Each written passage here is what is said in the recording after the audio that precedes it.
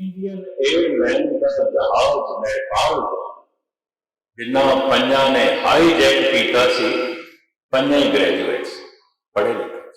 अनपढ़ मनुख ऐसी प्लैनिंग नहीं कर सकता। अनपढ़ मनुख इस तरह नहीं कर सकता, क्योंकि समझ थोड़ी है तो गुनाह भी छोटा होगा, समझ थोड़ी है तो पाप भी थोड़ा होगा।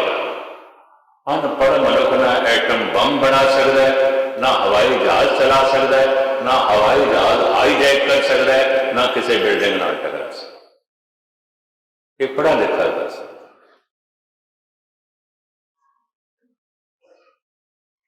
हुण मैं अर्ज करा, अगर ये पढ़ाई लिखाई सिर का बोझ बन गई, जैसे कि अज नौजवानों के सिर का बोझ बन के कुछ भी नहीं, कि कॉलेज देखो महामूर्ख निकलते पे ने, कोई सियाणे नहीं, कोई एक भी कवि संतोख सिंह जैसा नहीं निकल, कोई एक भी भाई गुरदास जैसा आलम फाजल नहीं निकल, कोई एक भी भाई मनी सिंह जैसा टीकाकार के विद्वान नहीं निकलते। ऐसा क्यों है? ये ज्ञान सिर का बोझ बन के रहे। हुण मैनूं फिर कहण देना, बहुता ज्ञान हासिल करने का एक लाभ है, बहुत बड़ा लाभ, कि अंदर की अज्ञानता दिखाई दे। अगर थोड़ी बहुत ज्ञान की सही वरतों करेगा, अंदर का अज्ञान दिखाई देगा। उस्ताद ज़ौक़ कहता है, हम जानते थे कि इल्म से कुछ जानेंगे, जाना तो ये जाना कि ना जाना कुछ भी। जान जान के मैं ये जाने कि मैं कुछ नहीं जाना, कुछ नहीं जाना, कुछ नहीं। समझ समझ के मैं ये समझे मैं कुछ नहीं समझता, मैं कुछ नहीं समझता, मैं कुछ नहीं समझता।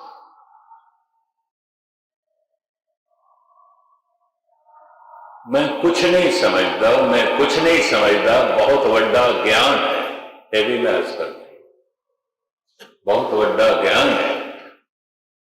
की होया, एक चम्मच पानी की मिल गई सागर की चुट, की मिले? कुछ भी। मनुख का ज्ञान इस तो ज्यादा नहीं है। अगर जिंदगी भर इसने ज्ञान इकट्ठा किया है, ये ज्ञान सागर के सामने एक चम्मच पानी तो ज्यादा नहीं। हुण मैं फिर दोहरावां, बहुता ज्ञान प्राप्त कर लैण का एक लाभ है, अंदर की अज्ञानता दिखाई देना।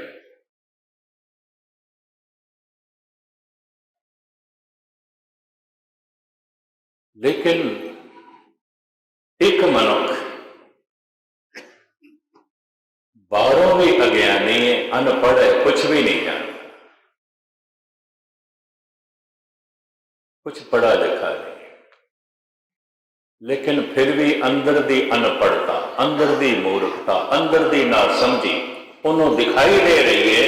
यदि पूर्वली तपस्या हो, इसका पूर्वला ज्ञान होगा, वरना इस तरह नहीं। पर बहुता ज्ञान हासिल करके भी अंदर का अज्ञान नहीं दिखाई दे रहा, ये खोता ही होगा।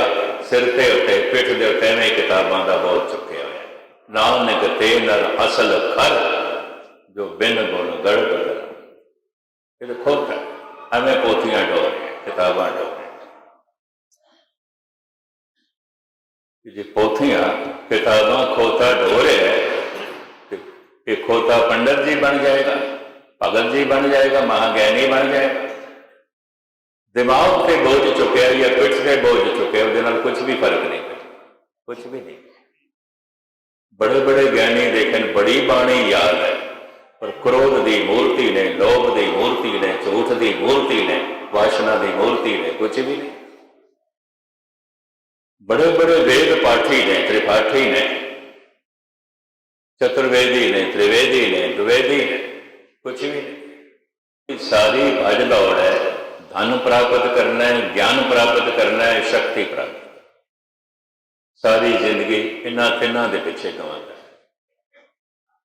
ज्ञान प्राप्त करना है, 17, 18, 20 साल कॉलेजों के स्कूलों के धक्के खाने, यूनिवर्सिटी जाना, विश्वविद्यालय जाना।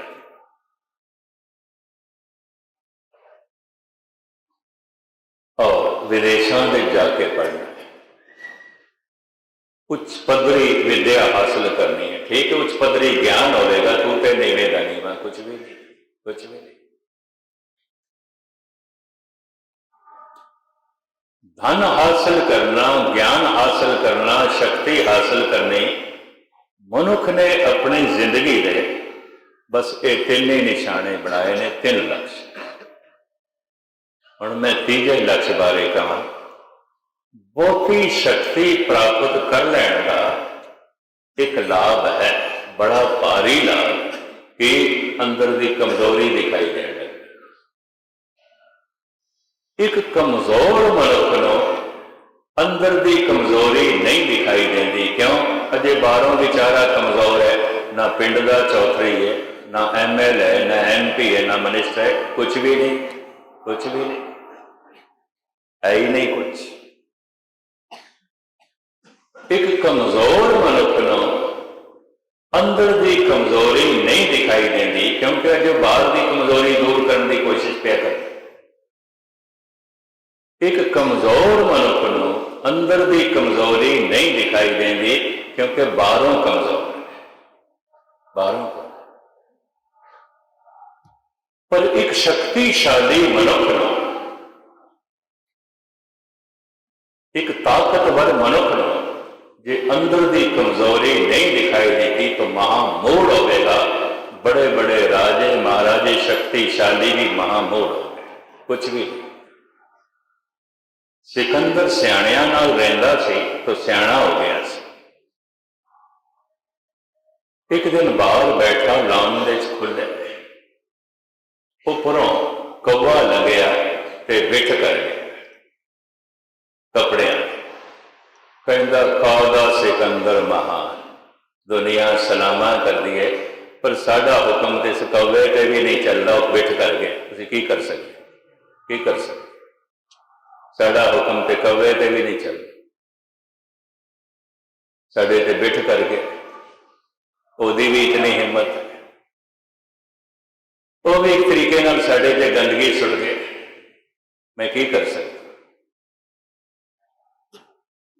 इस तरह की सोचने वाला मनुख वाकई सोचता है बारी कतल का मालिक, क्योंकि चंगे सियाणे सियाणे मनुख को नाल रखता सी।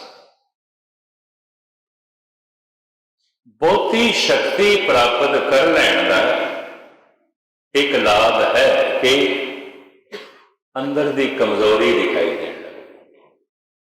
एक कमजोर मनुख को अंदर की कमजोरी नहीं दिखाई देती, अजे बाहरों ही कमजोर, बाहरों भी।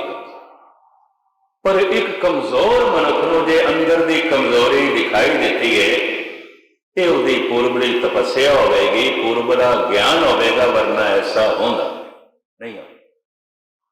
कोई पिंड का चौधरी नहीं है, कबीर, रविदास, लेकिन अंदर की कमजोरी का पता चल गया, अंदर की निर्धनता का पता चल गया, अंदर के अज्ञान का पता चल गया। अंदर का सारा अज्ञान धो दिता है, अंदर की सारी गरीबी कबीर ने मिटा दी है, अंदर की सारी कमजोरी अंदरों कढ़ दी है। कभी तो इतना निर्भय हो गया, ना सिकंदर लोधी डरा सकिया, ना उस वक्त का ब्राह्मणी समाज डरा सकिया, ना उस वक्त के राजे महाराजे उसनों डरा सके, निर्भय हो गए। अंदर की कमजोरी चली गई, इस सिलसिले ही खत्म हो गया। तो मैं इस तरह बहुता धन प्राप्त कर लैण नाल कोई पूरा नहीं होता, अधूरेपन का पता चलता। बहुता ज्ञान प्राप्त कर लैण नाल कोई पूरा नहीं होता, अंदर के अधूरेपन का पता चलता। बहुती शक्ति प्राप्त कर लैण नाल कोई बंदा पूरा नहीं होता, भावें राष्ट्रपति बन जाए, कोई पूरा नहीं होता, बल्कि अधूरेपन का पता चलता है, कुछ भी नहीं, कुछ भी। ये जो सारा खुलासा मैं थोड़े सामने जो है रखे, मतलब महाराज कहते हैं मनुख पूर्णता की तलाश कर रहा है, पूर्ण होना चाहता है, अधूरापन अखरदा है, अधूरापन बोझ है, अधूरापन दुखदाई है, अधूरापन क्लेश पैदा, बेचैनी, चिंता, कलेश, परेशानी सब अधूरेपन दी निशानी है। ते हुण पूरे किवें होईए? जिस नाल जुड़ के मनुख पूरा हो सकता है, ये यतन मनुख करता नहीं, ते जिन्हां जिन्हां नाल जुड़ के कई जन्म भी धक्के खावे ते पूरा नहीं हो सकता, उत्थे ही उत्थे भटकदा। तो फिर किहदे नाल जुड़ के पूरे हो सकते हैं? पूरे नाल जुड़ के ही पूरे हो सकते हैं। तो कौन है पूरा? केवल एक ही पूरा है, पार ब्रह्म परमात्मा, बाकी सब अधूरा। उन्हें जुड़ के ही पूरे हो सके।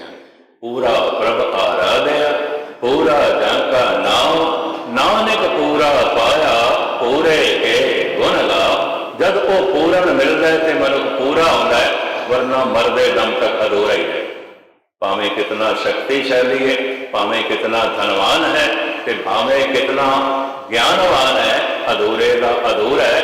पूरे नाल जुड़ के ही पूरा हो सकता है। ये ख्याल धन गुरु अर्जन देव जी महाराज ने दिता है कि भुल के भी मंगतियां को ना मंगना। कहते एक फकीर किधरे अमृत वेले अकबर को चला गया। पिंड दे किधरे मकतब मदरसा बनाना सी। उन्हें सोचा कि एक पैसा इकट्ठा करांगा और फिर भी पता नहीं मदरसा बन सकेगा कि नहीं, चलो चले जाने बादशाह को ले आना। फजर की नमाज पढ़ के अकबर दुआ पिया करता सी, हे खुदा मैं गरीब ते तरस कर, मैनू होर संपन्न कर, मेरी झोली होर भर। मंगे फकीर दी अखां भर आईयां, लै है भी मंगता ते मैं कितना मूर्ख हाँ, मंगते को मंगण आ गया। वापस चला गया, वापस चला गया। और बदकिस्मती है, दाते को लोकी मंगते भी नहीं ते दाते को मंगण की जांच भी, ते दाते कोई बहुते नहीं ने। दद्दा दाता एक है, सबको देवना देंदे टोट ना आवे, अगंत भरेगा। जो देंदियां देंदियां थकदा नहीं, देंदियां देंदियां मित्र थक सकता है, पुत्र थक सकता है, माँ बाप थक सकते हैं, तेनू बहुत दिता है कह देंगे, सारे ही थक जाते हैं। इको ही है, देंदा दे लैंदे थक पाए। ਉਹਦੇ ਕੋਲ ਲੈਣ वाले जे थक जाते हैं, मिट जाते हैं, देण वाला तो दाता बने, वो तो दे ही जा रहे, दे ही जा रहे, दे ही जा रहे। उस नाल जुड़ के ही मनुख पूरा हो सकता है। तो सतगुरुदेव जी महाराज कहते हैं इत्थे, जो उस पार ब्रह्म की ऐसी आराधना की थी, उसने कोई कमी नहीं रहने दी और सानू पूरा कर, हर गल साड़ी पूरी हो गई, असी मुकम्मल हो गए।